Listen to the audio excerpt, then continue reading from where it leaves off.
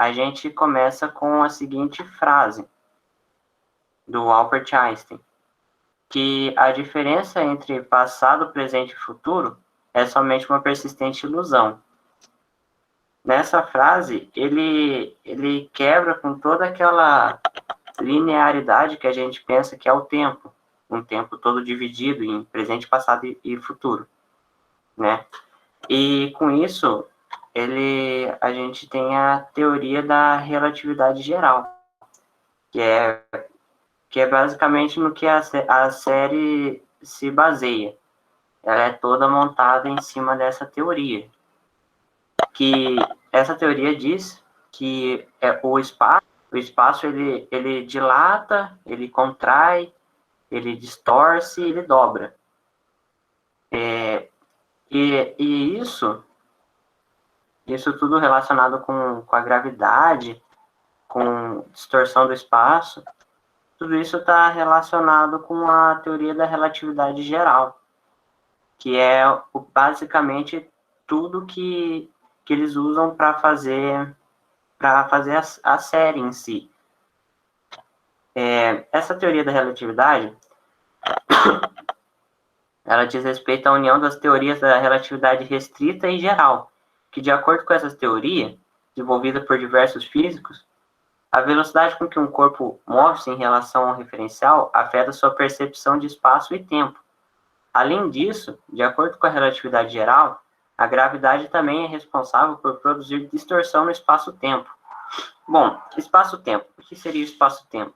O espaço-tempo, ela é um sistema de coordenadas utilizada para estudos dos fenômenos relativísticos, que é um espaço quadridimensional que engloba as coordenadas tridimensionais, largura, altura e profundidade, com o tempo. Aí o tempo passa a ser uma coordenada também. Segundo essa, ou dobrado pela presença de massa. Aqui temos um exemplo, eu sei que a imagem está meio ruim, mas é um exemplo. Conforme a presença de massa, no caso ali temos o Sol, o espaço ele se dobra de uma forma.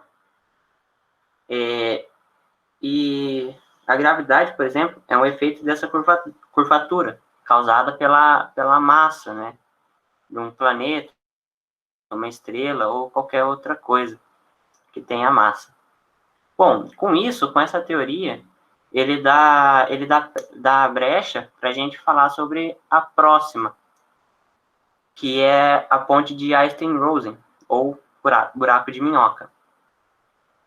O buraco de minhoca, ele seria como se fosse são como túneis formados por grandes distorções no espaço-tempo. São frequentemente descritos pelos filmes e seriados de ficção científica como sendo capazes de nos levar para outros pontos do espaço e até mesmo do tempo. Ou seja, tem muitas séries que usam, principalmente de viagem espacial, como, por exemplo, Star Wars, Star Trek, essas outras séries. Elas usam os buracos de minhoca para se locomover no espaço, chegar a outros lugares mais rápido, e entre outras coisas. No caso da série, da série Dark, que a gente está se referindo aqui, onde eles entram por uma porta e saem em outro tempo. No caso aqui, esse buraco de minhoca, ele estaria conectado a um outro tempo, e não a um outro lugar, que nem no exemplo da série do Star Trek. Ele estaria conectado a outro tempo, né? Assim possibilitando a viagem no tempo. Agora, vamos para o lado mais científico disso, né?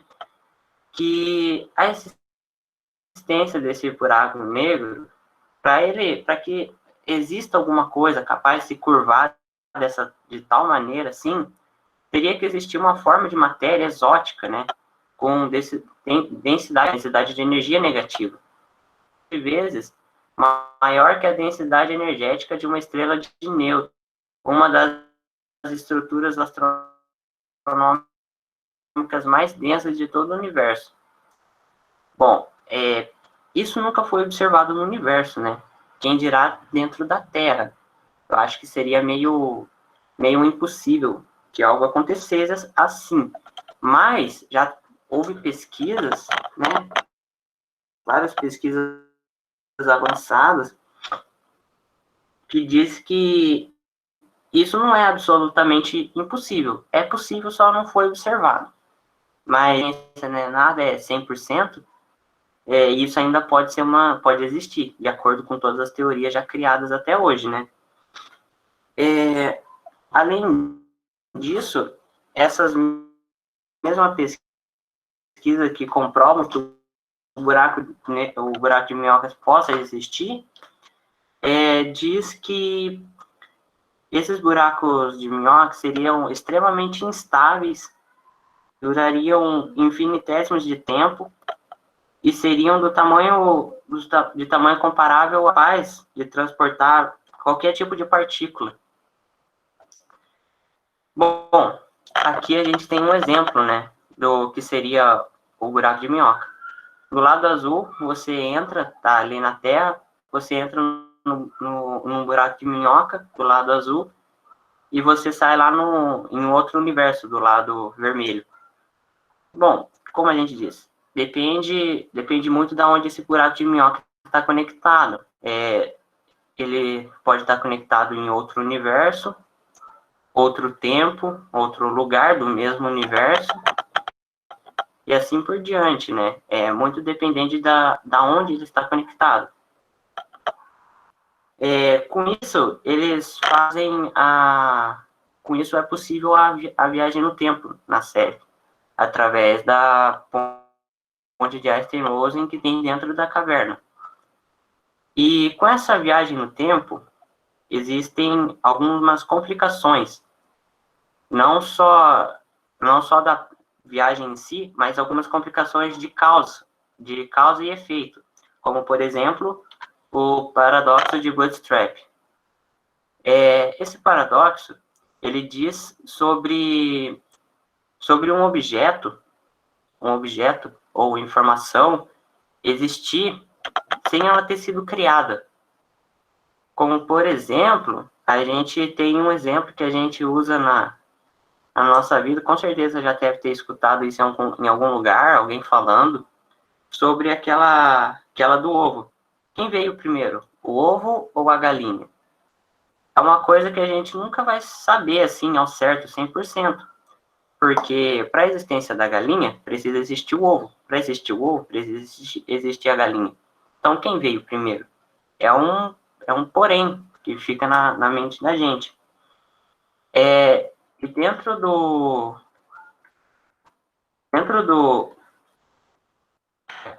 Pera lá. Dentro da série, existe um exemplo, né? Tem dois exemplos desse paradoxo que existe na série. É sobre o livro do Viagem no Tempo, que o Tannhaus criou, que é aquele senhor da lojinha de relógio, e que fala sobre a viagem no tempo e tal. Mas esse livro tá postado em nome dele, mas não foi ele em si que criou. Ele ganhou esse livro no passado. E depois que ele ganhou esse livro no passado, ele postou. E esse livro pôde existir no futuro, para que a Cláudia pegasse esse livro e levasse para ele de volta. Então, esse livro ele acaba por existir sem ter sido criado. Outro exemplo também é sobre a origem da Charlotte e da Elizabeth. Que a Charlotte, ela é mãe da Elizabeth. E a Elizabeth é mãe da Charlotte. Então, tipo, a Elizabeth acaba por ser mãe e filha da Charlotte ao mesmo tempo. Então, esse seria mais um paradoxo de um objeto, no caso, não é um objeto, é uma pessoa ser criada sem ter um ponto fixo de existência. Ela foi criada sem ter uma criação definida. É bem complexo esse paradoxo, dá um bug mental na cabeça da gente, mas é só parar um pouco para entender. Agora, outra teoria também, que é bastante, que é usada na série, é sobre o gato de Schrödinger. Essa teoria eles usam para explicar a origem do Adam, que é o... Não sei se a gente pode dizer que é o vilão principal da série, que para quem assistiu o final acaba por ele resolver tudo, né? Ele não, é ele no passado, mais jovem, mas enfim. Um experimento consiste em um gato preso dentro de uma caixa e dentro dessa caixa está uma pequena quantidade de substância radioativa, um contador Geiger, uma ampola de veneno e um martelo. Se acontecer da substância radioativa decair, o contador Geiger vai detectar e vai acionar o martelo, que vai quebrar a ampola de veneno. Assim, o gato vai morrer por causa do veneno. Mas, se a gente falar que o gato não morreu, ele pode, por causa da natureza ondulatória do mundo quântico, o átomo ele pode ao mesmo tempo decair e não decair, até que por meio de uma análise seja imposto um estado definido a ele. Então, enquanto a caixa está completamente selada, fechada, sem nenhuma observação dentro dessa caixa, as duas possibilidades, elas existem ao mesmo tempo. Então, na série, a parte que fala desse experimento em si, é a parte que tá o Jonas na casa dele, onde a Marta leva um tiro dele mesmo, mais velho. Daí aparece uma Marta de uma outra realidade paralela e leva ele para essa realidade. Nessa realidade, ele morre. Mas também existe uma outra realidade paralela que a Marta não entra na casa para levar ele para outro mundo lá. E então ele acaba se escondendo no porão. E por não ter nenhum observador, nada para olhar para ele e ver se ele está vivo ou morto, ele acaba por viver e acaba se tornando o Adam no futuro. Bom, também uma teoria bastante complexa essa, mas só parar um pouquinho para entender e você pegar o exemplo da série mesmo, você já logo liga e entende. Agora vamos vir numa parte que é bem mais complexa, que é a partícula de Deus. Eu só vou confirmar uma coisinha aqui, porque eu acho que o meu slide ele tá bugado por causa que o meu computador desligou. E não era isso aqui. Deixa só eu tentar ver uma coisinha nele aqui. Eu não sei porque ele não salvou a configuração que eu fiz nele, que hoje cedo eu mudei algumas coisas.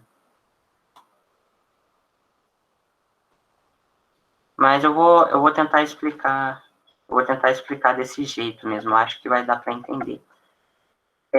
A partícula de Deus, que a gente vê na série, é o portal que eles usam para fazer a viagem no tempo.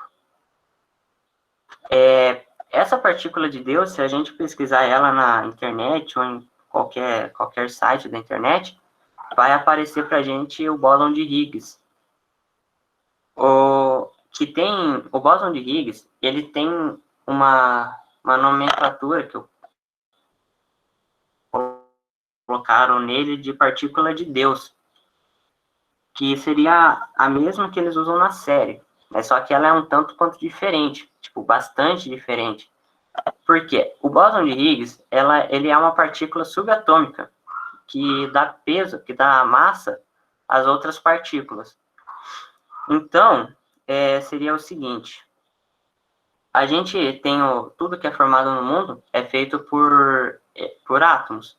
Esses átomos, a gente pensa, essa é a menor porção da matéria, é isso? Mas não é. O núcleo do átomo, ele é formado de prótons e nêutrons. E esses prótons e nêutrons, eles podem ser divididos ainda mais. Eles podem formar os quarks, que são os férmions, que falam. Daí, esses férmions, eles interagem com o bóson. Existem o bóson de Higgs, os bósons em si, que é o fóton. Bom, no meu slide eu tinha tudo, mas sumiu daqui. Agora eu vou ter que tentar lembrar tudo de cabeça. Tem ali, os bósons são o fóton. Ai, meu Deus.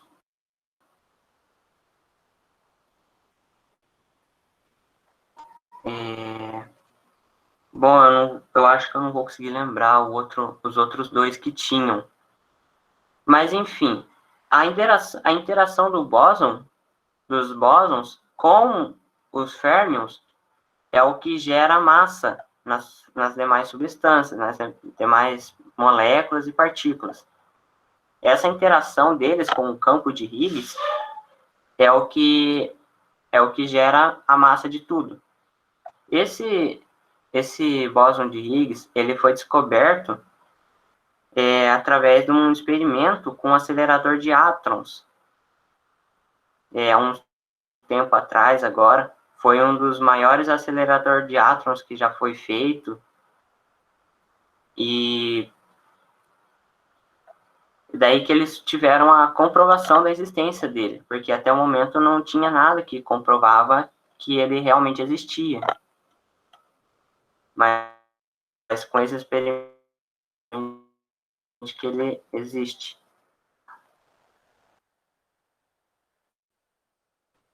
Então, aqui a gente tem mais ou menos um resumo do que é um resumo do resumo mesmo. Bem simples. Que sem os bósons de Higgs não seriam formados os átomos e o universo. Após o Big Bang, parte da energia irradiada se congelou, formando um éter que envolve tudo o que há no universo, chamado de campo de Higgs, uma espécie de viscosidade no vazio do espaço, e fez com que as partículas interagissem umas com as outras. Quando o bóson passa por entre as outras partículas, ele causa os efeitos de atração e repulsão entre elas. Resultado, as partículas ganham massa. As partículas com afinidade entre si se combinam, formando os átomos. Bom, essa foi a explicação simplificada do que seria o bóson de Higgs. No caso, no slide que eu fiz, que eu mudei hoje cedo, tinha muito mais informação, seria muito mais completo.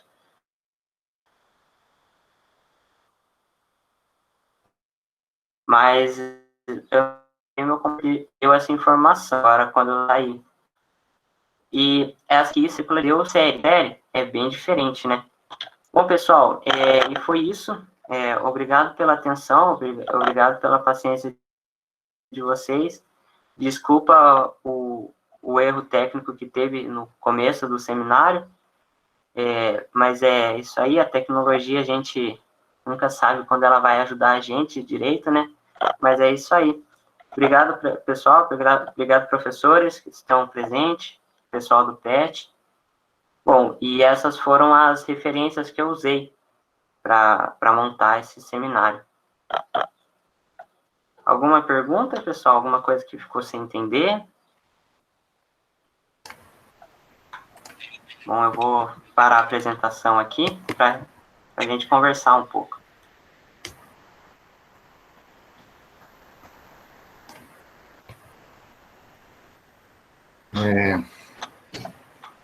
Bom, abrindo para perguntas para o Marlos. Parabéns pela apresentação, Marlos. É um tema bastante complexo, né? Ela realmente envolve uma parte da química ali, física, que exige demasiadamente a nossa compreensão no nível microscópico do conhecimento, né? Mas eu queria que você pudesse falar para a gente, acho que faltou ali no início, você comentar para aqueles que nunca assistiram, eu até não conheço a série, né? Eu assisti toda, mas para aqueles que não conhecem, podia descrever de forma geral, assim, o que seria a série? Professor e Marlos, só que foi Ah, esquecido de falar a oi. palavra-chave lá para o formulário, né? O Marlos poderia falar, por gentileza? Ah, ok. Eu acabei esquecendo. A palavra-chave para o formulário é Dark. É o próprio nome da série, é Dark.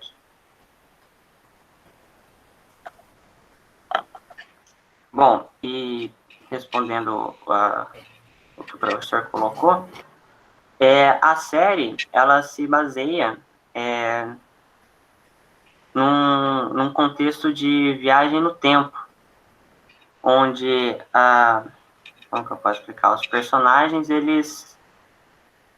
é uma série alemã, eles né? estão... O interessante é que é uma série É alemã, uma né? série, é uma série alemã. Se passa em uma cidade, né, onde ocorrem as mortes, né, dos meninos, né, no início lá eles somem, não é isso?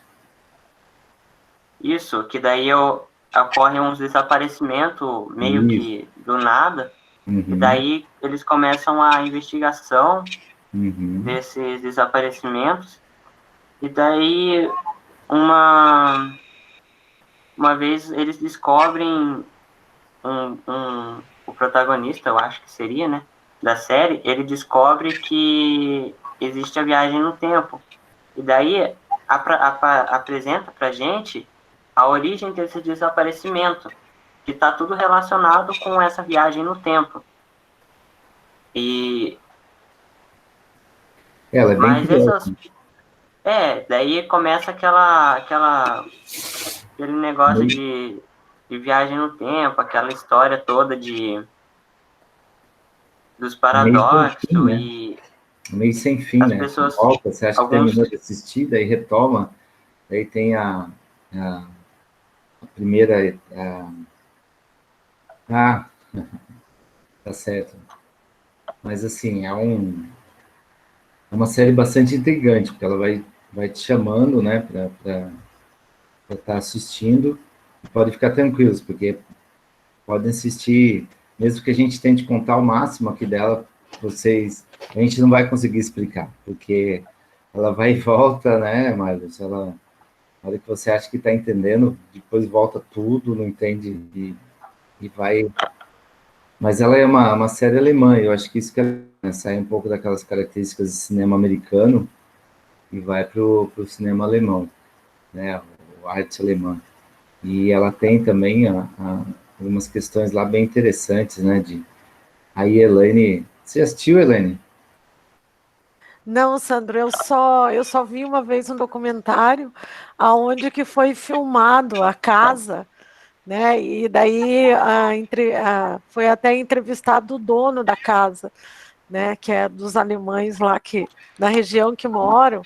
E daí Aham. descobriram, né, onde que era a casa, só que eles não dão o endereço, né, porque senão, mas, É, mas o dono da casa, ele faz como é que eu vou dizer? Ele faz um tour, né, se alguém lá manda lá uma mensagem, não sei o que, para o programa, ele consegue ir até lá e ele vê no pedacinho da madeira da casa. Eu sei que o dono da casa está ganhando dinheiro com isso, mas eles mostram lá. Mas eu não realmente eu não tive tempo de assistir, mas isso que é bastante interessante mesmo. Né? é, né, Ah, eu ia comentar com você que esses dias a gente estava falando sobre ela, que tem a parte da década de 80, né? E aí nossa, tem nossa, algumas.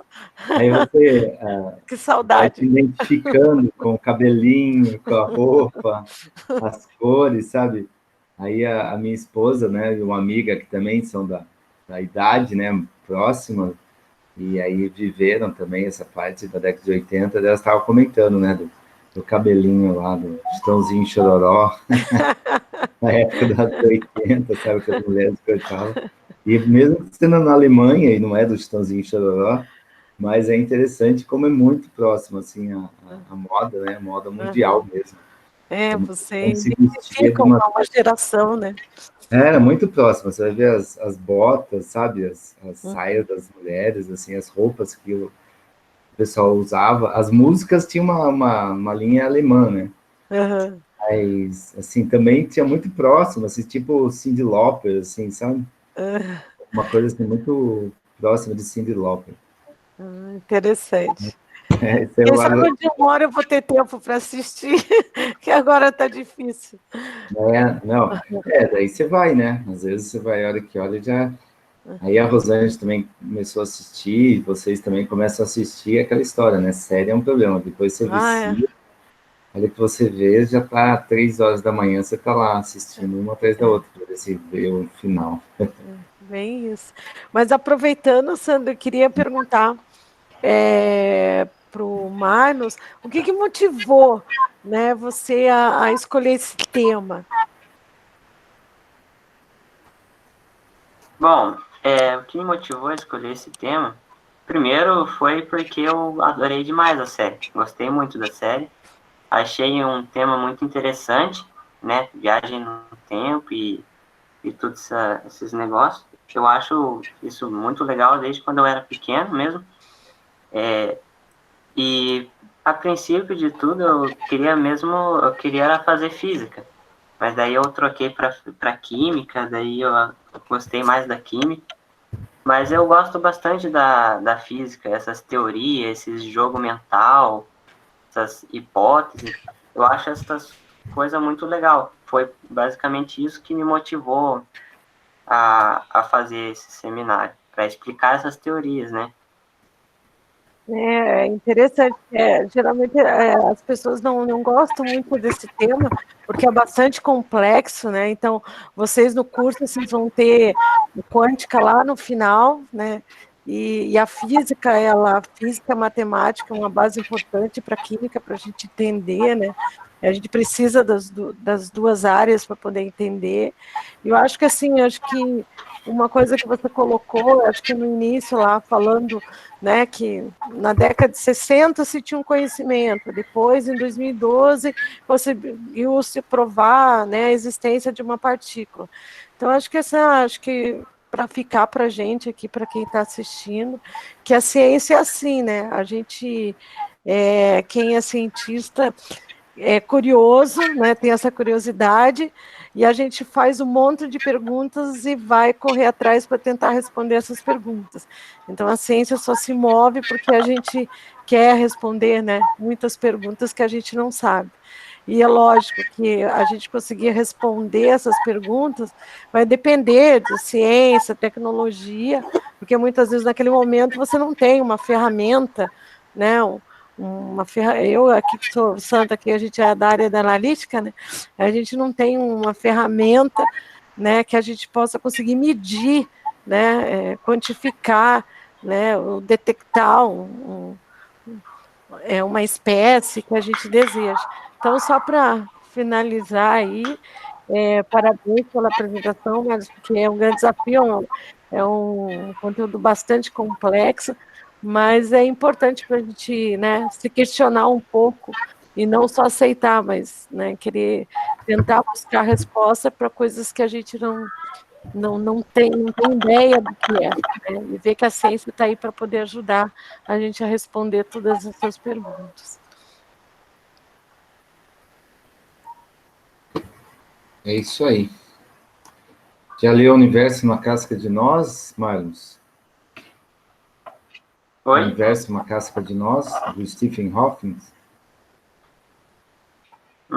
Eu quando estava fazendo a pesquisa para o seminário, eu dei uma olhadinha, mas só que eu não me aprofundei na ideia. Quando a gente voltar, eu tenho o livro. Se você quiser, eu te empresto para ler. Bastante interessante. Opa, se você gosta do assunto, ele vai te dar uma forma... É um livro, apesar de se tratar desse assunto que realmente exige demasiadamente, né? da nossa compreensão do microscópico, do nível abstrato de todo o conhecimento, ele consegue trazer, por meio de várias analogias, uma forma bem didática de compreensão da proposta de se existir 7 dimensões, né? Entre outras. Sim, uma breve história no tempo é uma sequência. Também. Universo na Casca Luminosa, né? É isso aí, é o primeiro dele, né? Então, mas eu gostei bastante do universo, né? Uma breve história no tempo também, como o colega comentou, né? Então tá aí. Agradecer a presença de todos. Alguém tem mais alguma coisa a colocar? Se não, agradecer a presença de todos. E a professora Elaine comentou das atividades, né? Que o PET próximas. Então, uma delas que vai no mês de outubro. Agora tem a sequência de seminários.